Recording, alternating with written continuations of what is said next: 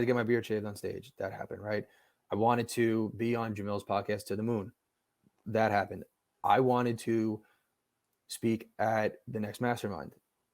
Funny enough, I told my girlfriend, it was like a Wednesday. I was like, I'm telling you right now, this October Mastermind, I will be a speaker out there. I get on the Zoom, I get on the exclusive, Wait, which was executive this? Which Mastermind? Astro, the one coming up in October. Nice. So I said that to my girlfriend. That same day, I get on the executive call with Jamil, and I'm the first person. Jamil's like, "Hey, did anybody reach out to you from my team?" I'm like, "No, why?" He goes, "I want to invite you to speak at the Mastermind in October." Oh yeah. I'm like, "Dude, no way!" I literally just said an hour ago to Adriana that I'm telling you right now, I'm going to be speaking at this Mastermind. And him and I did not speak about it before, and it just happened. I might just show up and be like, Jamil, is it cool if I hang out? I'll leave if you want me to. But like, I'd rather just come hang out. I feel like he'd just be like, whatever. I'm also a Mastermind student. Yeah, exactly. I mean, you're a Mastermind student for life. I just feel like it'd be fun to crash those.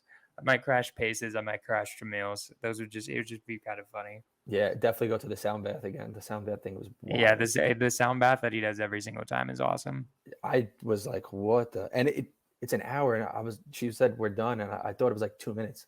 Yeah, you just zone out into and time doesn't exist. It's wild. So what do you said the morning miracle, is that like with morning routines? Like, do you have a morning routine? Yeah, so my morning routine, and the Miracle Morning it does talk about the morning routine, how I developed it, but it's also a good mindset book. And Hal Elrod is another person I would listen to. I'm not going to talk about his story, but he's got a very interesting story. So my routine is I'll wake up at 4 a.m. I will I'll sit down, I'll do a breathing exercise that I learned from Joe Dispenza, pretty much just taking the energy from like my lower chakra and bringing it all the way up to the top and then releasing. And then just pretty much getting all that energy up, pretty much your spinal cord into your pineal gland, and then up to the top of the last chakra on top of your head. So I'll do that for 5 minutes. Then I'll stretch for like 10 minutes. I'll do affirmations for 10 minutes. Then I'll go and I'll meditate and visualize for like 10 to 15 minutes. I'll journal, and then I'll read. Then I'll go for a mile run. Then I'll work out, take a cold shower, make my coffee, and start working. I like it. So how long does that take? 4 o'clock to 6:30 is pretty much the whole routine. 4 a.m. 4 a.m. to 6:30 in the morning. God damn, dude.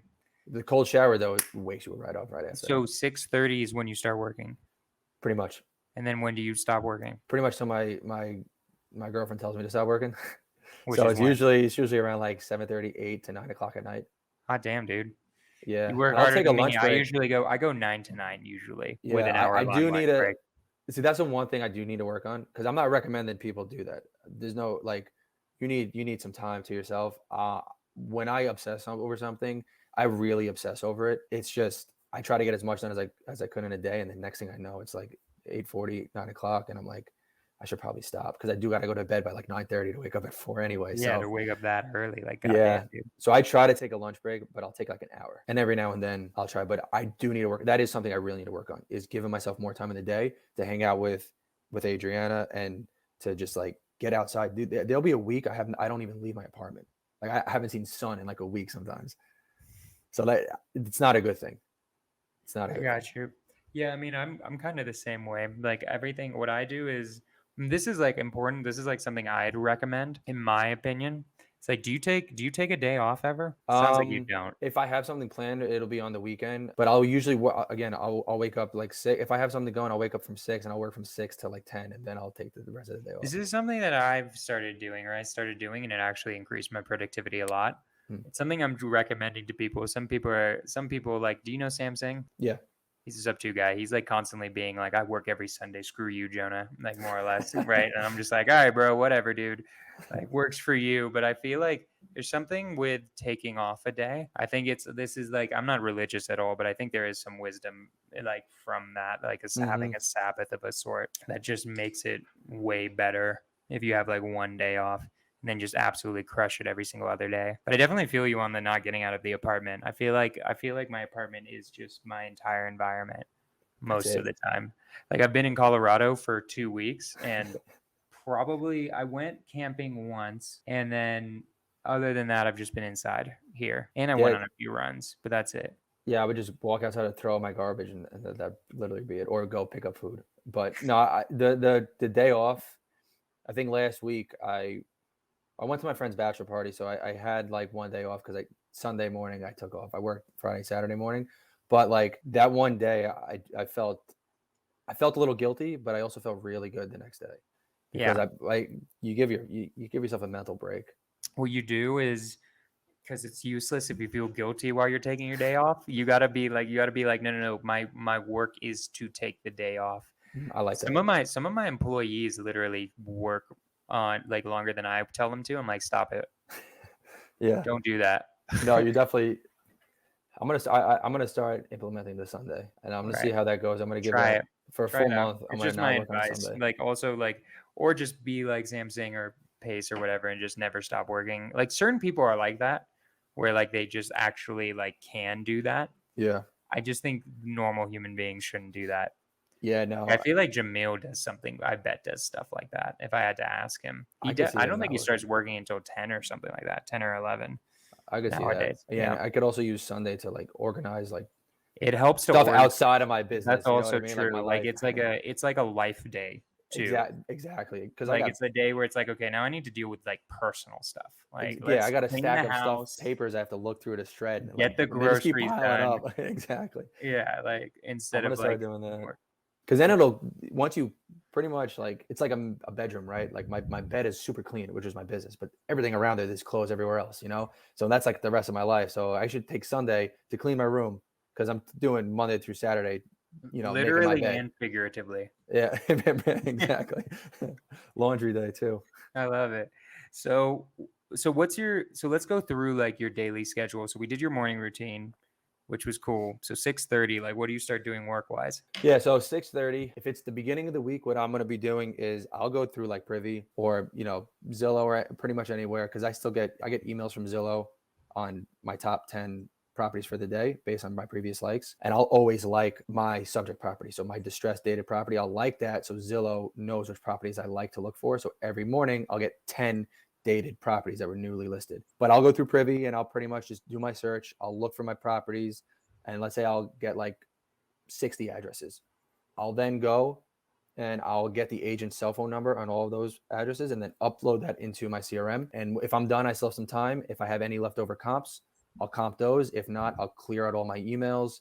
So it's pretty much me getting my agent call list ready for the next 2 days or so, and any putting out any fires, like going through my emails, any micro flips I have to look at, any comps I have to finish, and then 9 o'clock hits. I don't care if I'm in the middle of a comp. I'm stopping 9 to 12:30 is only agent outreach. I don't care about anything else. I'm not eating. I'll drink water. But Not if blinking, bro. I'm Not even not blinking. blinking. Only thing I'm doing is I'm talking and I'm looking at my screen I in like the it. property. So, but that's like church. 9 to 12:30 is church, and Okay. then I'll eat lunch for like an hour Wait, maybe. are those intro calls? Did you say intro calls or are they So I'll call listing agents on properties. So it's either going so to you just be call the listing agents on all the properties? yeah. So I'll look at my close. So I'm using close CRM. So I'll look at how many follow-ups I have to do today. I'll get all those follow-ups done.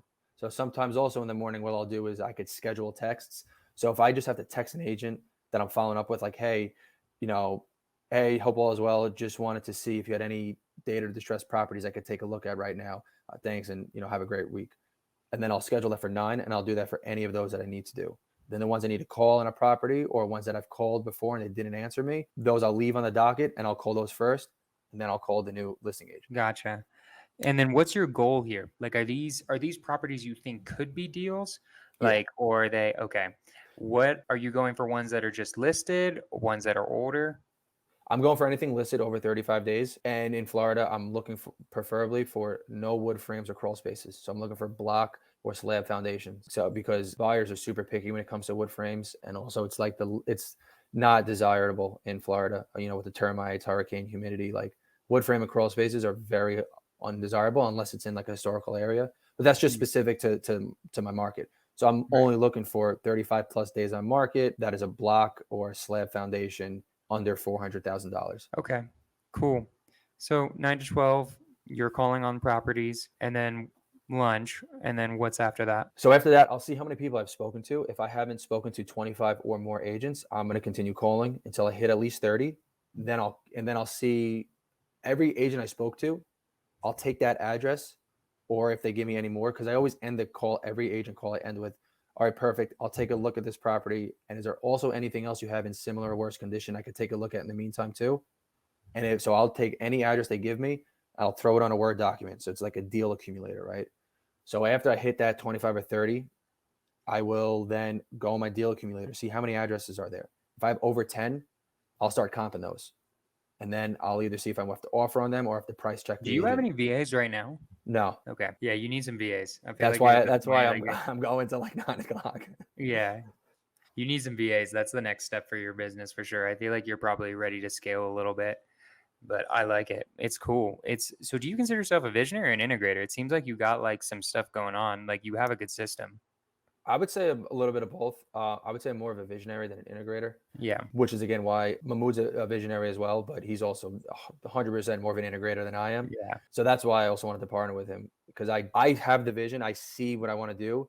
Can I necessarily give you the granular details of how to do it in the business? No, but I know what I want I know what I want the workflow and process to come to. You know what I mean? So I need somebody to help me with the little building blocks. So I yeah, love it. I would say definitely visionary. So what time is it by the time you're comping usually? I would say it's probably around like 1:30, 2 o'clock. I'm starting Okay, to then now comp. what? Then what? I'll comp all the addresses. I'll call the agents on. I'll either make the offer if I'm The vast under. majority of your day is calling agents and making Yeah, offers. yeah. It's talking to people and comping properties. So I won't. There'll be days I don't make an offer, and that's super intentional, because my main goal of calling the listing agent is I view it as this. It's an icebreaker, right? So that's the biggest thing. It's an icebreaker for me. That's how I feel about it. And if I get the property on the contract and I wholesale that one, then that's a plus. But I really want to do is connect with the agent and then get their pocket listings 3 or 4 months down the road. But like 3 or 4, because I get a lot of pocket listings now from connections I've built. So what I'm going to do is I'll comp a property. If I'm 150K below list, I'm not going to shoot at the offer for 2 reasons. One, even if it's 70 days on market, right? Let's just say I'll call the agent and I'll say, hey, I'm getting an ARV of X. Because of that, my offer price is going to be in like the mid ones. I see this thing's listed at like 380. I was wondering, how is this thing priced? Was this based on CMAs or is this like what the seller wants? 8 times out of 10, it's what the seller wants. So what does that tell me? I'm like, hey, I'll send this to you, but there's a good chance the seller's going to say no. So I want you to still present it to them soft, kind of get what they say. And then in 3 weeks, if it's still listed, I'll send it over again and I'll write it. I'll send you a written offer. So I'll kind of gauge what they want, because if the agent says it's based on CMAs and they think your offer is going to be way too low, they're not going to really fight for your offer. And if the seller's still stuck on a price, that offer is almost the same as not making an offer, because there's no shot it's going to get accepted. So instead of offending somebody and just wasting time, I'll tell the agent and I'll say, hey, listen, I know it's not going to work. So what I'm going to do is I'll give it another 3 weeks to 4 weeks. If it's still listed, I'll send it out. How do you feel about that? You know what? I appreciate that. Thanks. 3-4 weeks happens. My 150K below list price offer comes in. Agent gives me no pushback, and they really try. And then I'll get some like negotiations from the seller. So it works and it saves a relationship. And in the middle of those 3 to 4 weeks, they'll give me a pocket listing maybe. I love it. So how much of your money comes from the MLS versus those pocket listings?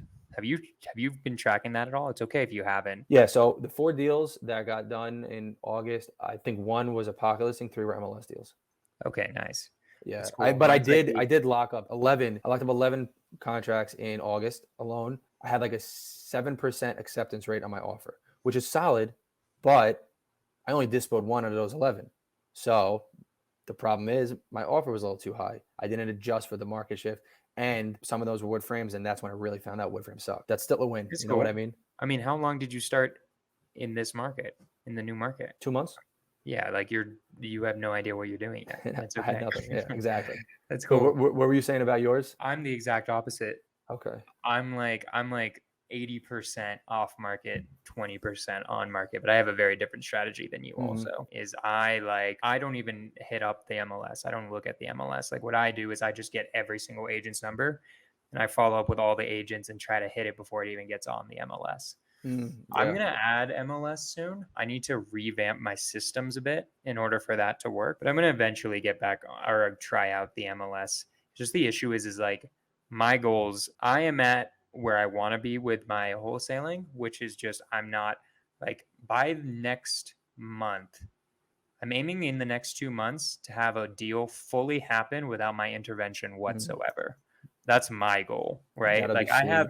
I have enough money goals. Like I'm I'm doing fine money wise. Like my goal is almost not money related. It's much more time related because I'm about to switch to direct to seller again. That's more my main focus You're gonna be right doing the cold calls. I'm not going to be doing the cold calls.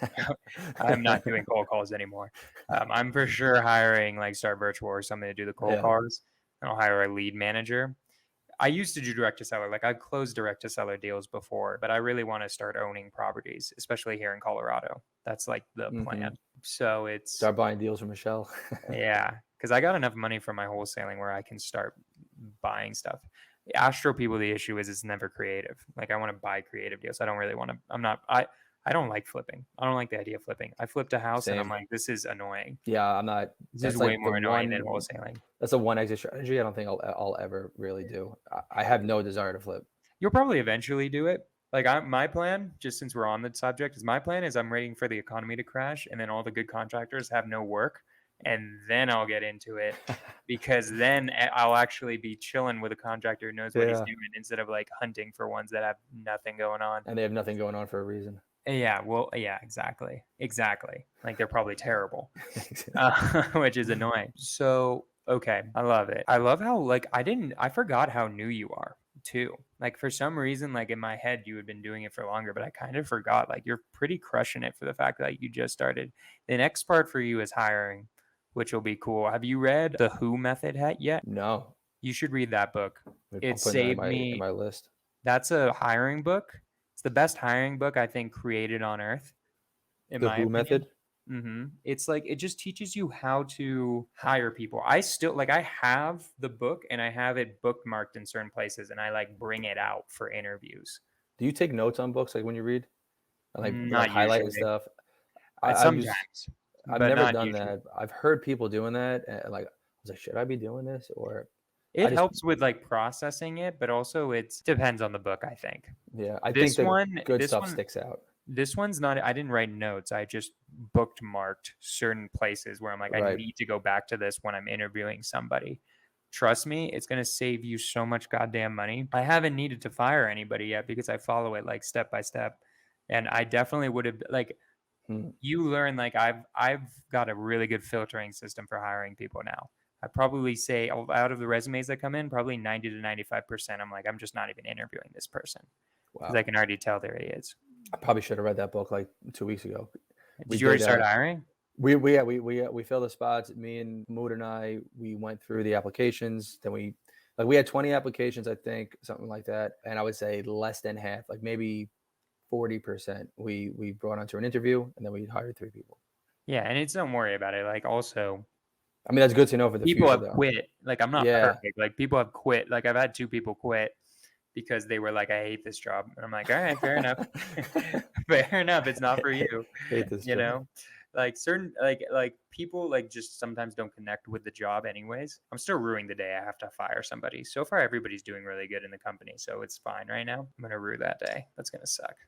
But anywho, so it's getting it started in Tampa. How about like, so you have the goal of getting to 100K a month, but what's the process? Is it like really owning in on MLS deals? Is it focusing on Tampa? Are you going to just start in a bunch of different markets? Like what's the process you're going to do to try to get there? So we're only focusing on Pinellas and Hillsborough County. So that's like Tampa, St. Pete, Clearwater, Palm Harbor, like all around like the west coast of Florida, like around the Tampa Bay area. We're going to have we're essentially going to try to get our acquisition specialists, with me included too, to make 100 offers a week. So it's 400 a month. And our dispo, since they're going to be every day, they have to make 5 to 10 buyer connections. So our main goal is to have essentially like a Pokédex of all of the buyers. We're going to have all of the buyers. And if we find a buyer that we see on Privy that has flipped a lot of properties, but we can't find their names, we're still going to put that name on our list. So that's just like, that's one we got to find. You know what I mean? So we're going to have a Pokédex of all the buyers. So we're going to know all the buyers. We're going to have buyer brain from speaking to buyers on the phone. So we're going to know what they're looking for. Our numbers are going to be super tight. So like when we lock up a contract, we have an 80% chance of selling that thing. So we're going to get really honed in on the market. And then we're also going to start doing a lot of market research. We're going to track the KPIs like crazy and then really see what are the numbers telling us, you know, what percent of area we have to be at. We're sticking to Tampa though. Only Tampa. I'm not going Okay. anywhere. We're not going anywhere else besides Tampa Bay. If somebody brings us a deal in Orlando, sorry, man. And why That's is not our that? market.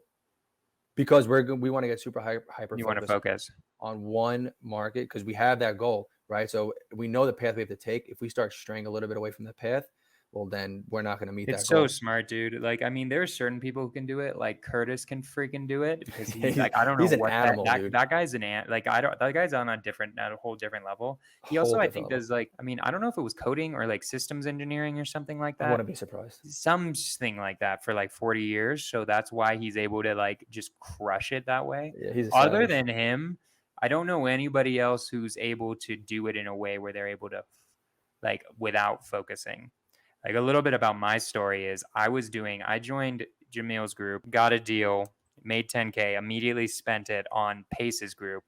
And then I tried to be Pace and Jamil for a good 8 months and didn't get another deal during that 8 months. And then I realized I needed to focus. And I've just been doing only NorCal cash deals, basically, right? And I'll do a creative deal every once in a while that randomly pops up, but I'm like not systematizing it at all. So I'm 2.5 years in, and I'm now just about to start in Colorado. Like just now, like, okay, that business is basically I've hired every single person that needs to be hired.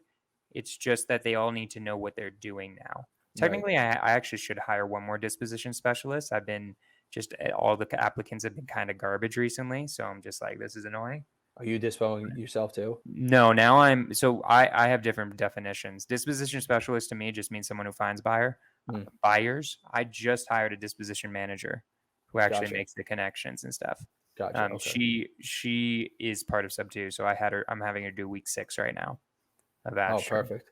But once I got everybody up and running, then I want a single deal to happen without me before the end of the year. That's when you'll goal. know everything. That's when I'm like, perfectly. all right, we're good.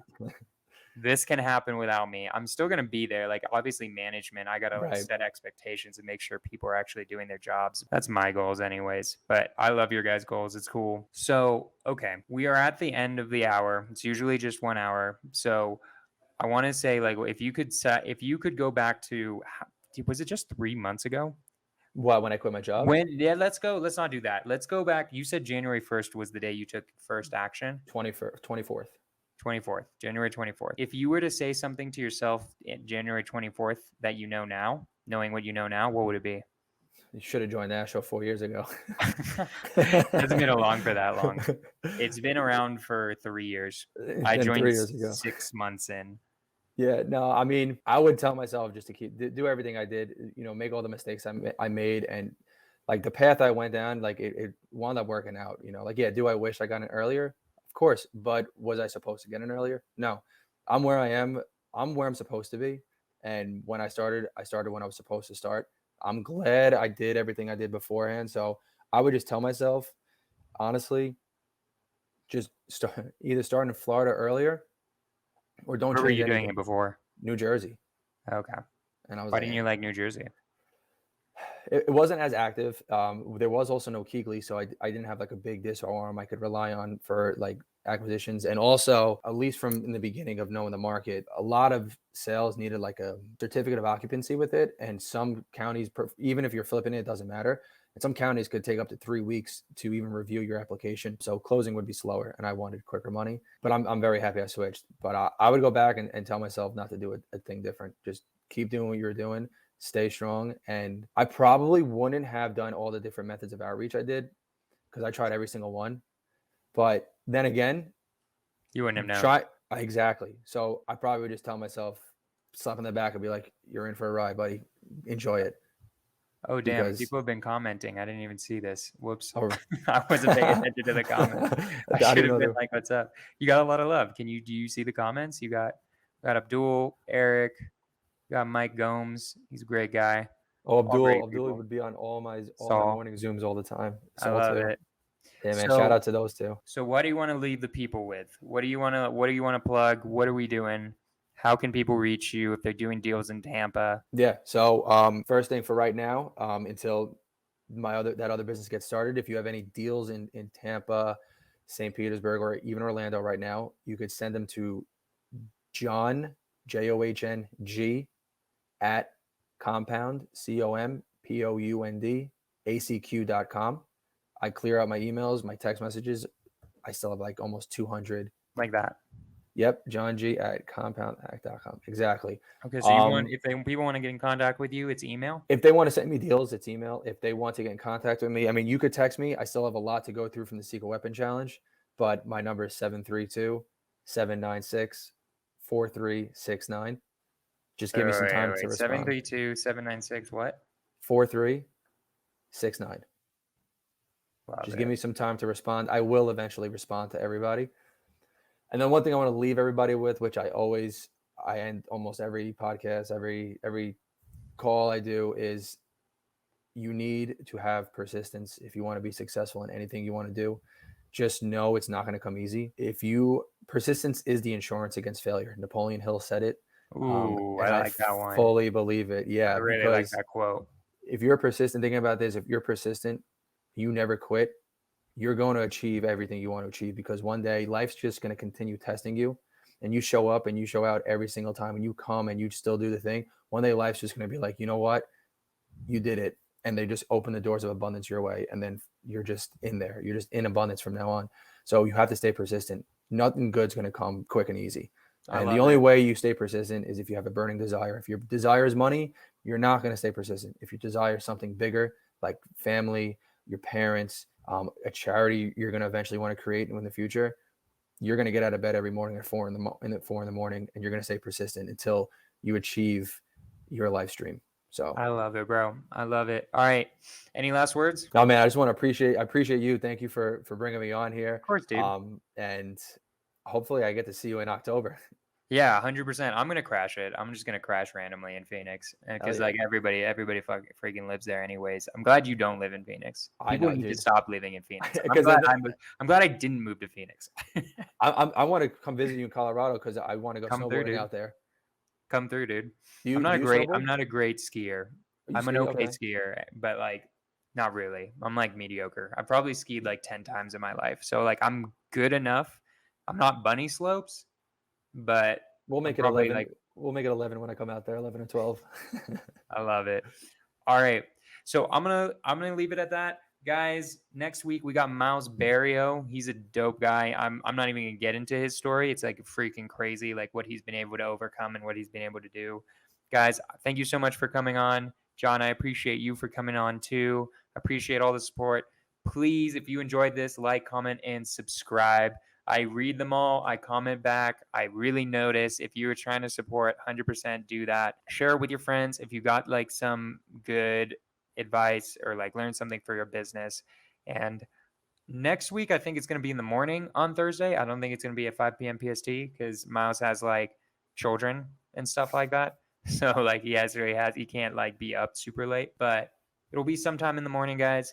Anywho, I'm going to leave it at that. I will see y'all next week.